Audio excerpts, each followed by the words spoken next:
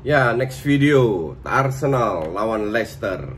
Leicester berada di ranking 4, tapi kalau gue bilang nggak layak sama sekali berada di ranking 4. Harusnya turun.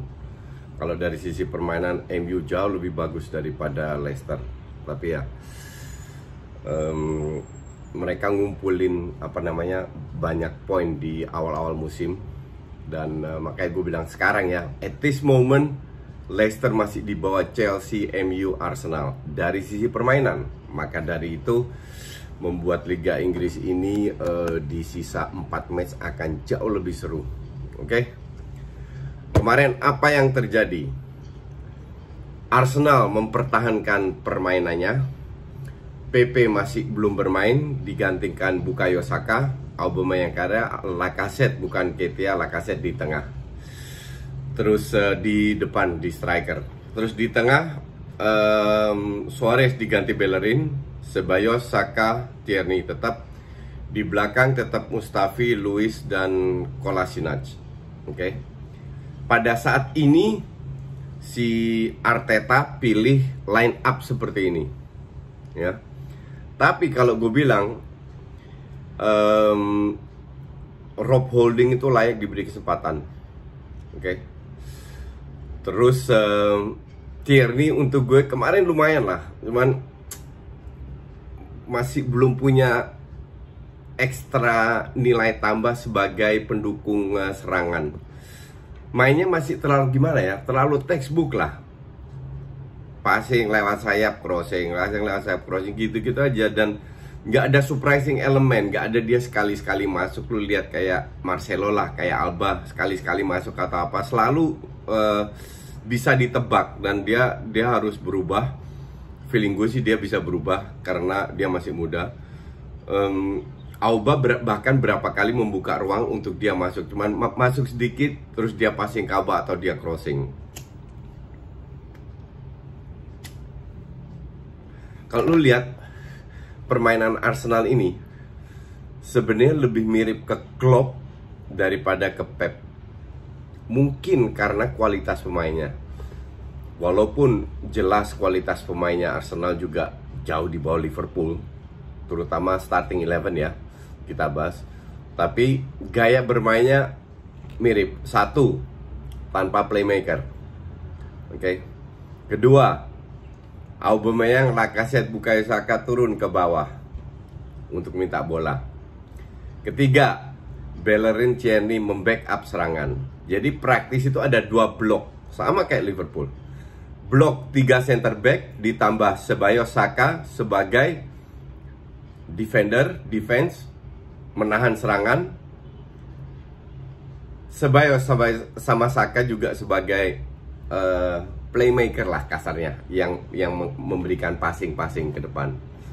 Nah, sementara Bellerin, Tierney mendukung 3 pemain depan. Auba, Bukayo Saka turun ke bawah untuk membangun serangan menuju ke Lacazette. Pergantian posisi juga oke. Oke. Cuman yang jadi masalah, kalau seandainya Ceballos kemarin di asumsi Ceballos cedera, masuk Torreira, oke. Atau suspend lah, Torreira jadi starter. Terus Torreira cedera, siapa yang main? Willock. Nggak salah. Ini yang jadi masalah dengan Arsenal, bahwa peran Ceballos dan Saka itu sangat penting sekali. Sayap masih bisa dirubah, center back bisa diganti, depan berkali-kali diganti, tapi 2 pemain ini penting, bahkan gue bilang terlalu penting. Ini yang harus dipikirkan lagi oleh Arteta, karena serangan dan bertani itu dari sisi mereka. Oke. Kembali lagi Arsenal kalah ball possession. Nih gue cek dulu ya statistiknya. Ball possession 40%. Shots on target 7, off target 2, sama-sama 9. Leicester 5, off target 4. Oke. Leicester untuk gue satu nggak layak di ranking 4. Kenapa? Kenapa? Kalau menurut gue strategi yang diturunkan oleh Rodgers itu strategi, ya lu boleh setuju nggak setuju ya, itu gue bilang strategi bunuh diri. Di awal-awal pertandingan, kedua tim ngepres, Leicester ngepres, ini ngepres. Yang terjadi adalah dari dua sisi banyak long ball. Cuman bedanya di mana? Di Arsenal yang ngepres cuma 3, mungkin sekali-sekali 4 orang. Di Leicester 5 sama 6 orang. Bedanya apa? Bedanya adalah lini tengah lu, Leicester bermain dengan 3-4-3 juga. Oke. Yang terjadi adalah pada saat terlalu banyak man to man, satu pemain lu di depan kehilangan atau dilewatin, dan itu berkali-kali terjadi. Terutama dari Bellerin sama Kolasinac atau Mustafi. Lu udah punya seorang yang pegang bola ini sudah free, nggak ada yang menghadang. At least berapa detik free. Itulah juga terjadi pada saat Ceballos melakukan crossing. Kenapa? Karena pada saat mereka lari dari jarak 3-4 meter menuju ke bola, itu gampang dilewatin karena mereka sudah out of position. Dalam sepak bola, dalam futsal pun sama, mereka sudah out of position untuk lewatin. Dan ini tidak bisa diatasi oleh Leicester. Maka dari itu, beruntung mereka punya Schmeichel yang lagi on fire. Harusnya di babak pertama minimal 2-0 unggul. Begitu banyak peluang yang mereka dapatkan. Babak pertama Leicester nyaris nggak ada peluang. Nah, dengan sistem bunuh diri ini, kalau gue bilang, lu bisa menang lawan tim menengah ke bawah karena mereka tidak memiliki kapasitas pemain untuk melewatin. Karena mereka biasanya long ball juga. Di situ dikuasai oleh Leicester.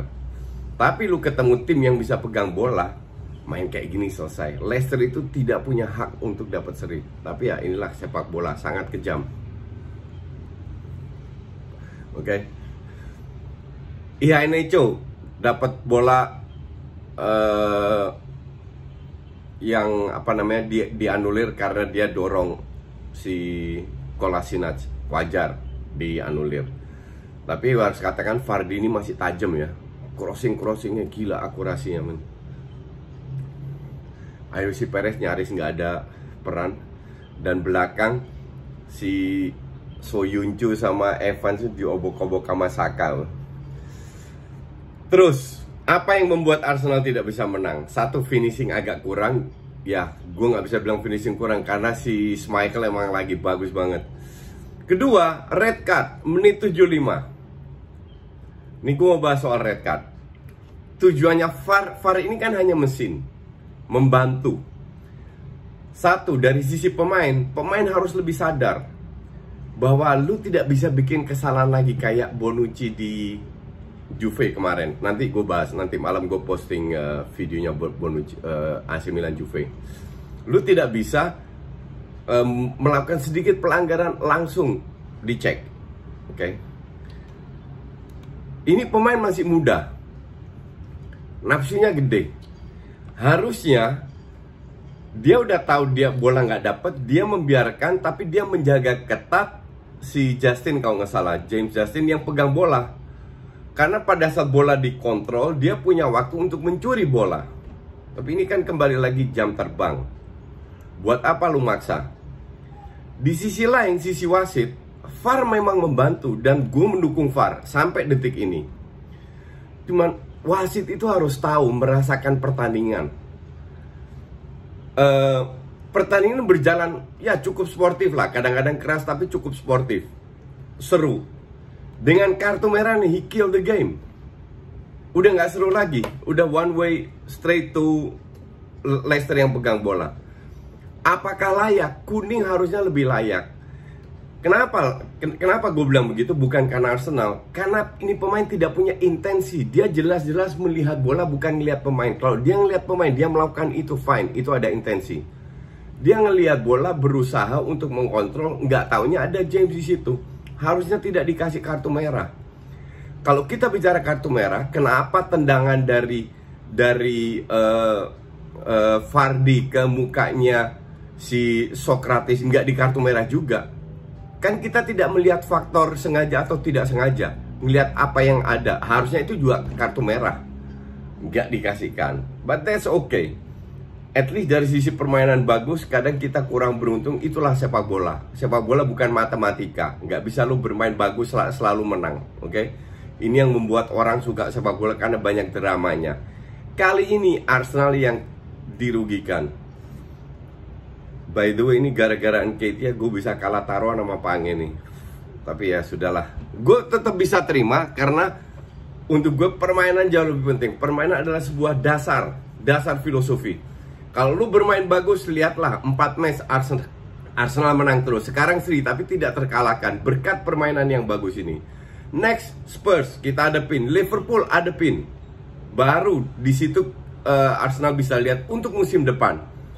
Kalau bermain bagus melawan Liverpool, yang semoga Liverpool juga bagus mainnya, tidak kalah, gue rasa sistem ini bisa diterapkan ditambah beberapa pemain bagus. Salah satu yang menurut gue harus datang untuk memperkuat lini tengah, Thomas Partey. 40 juta, buy.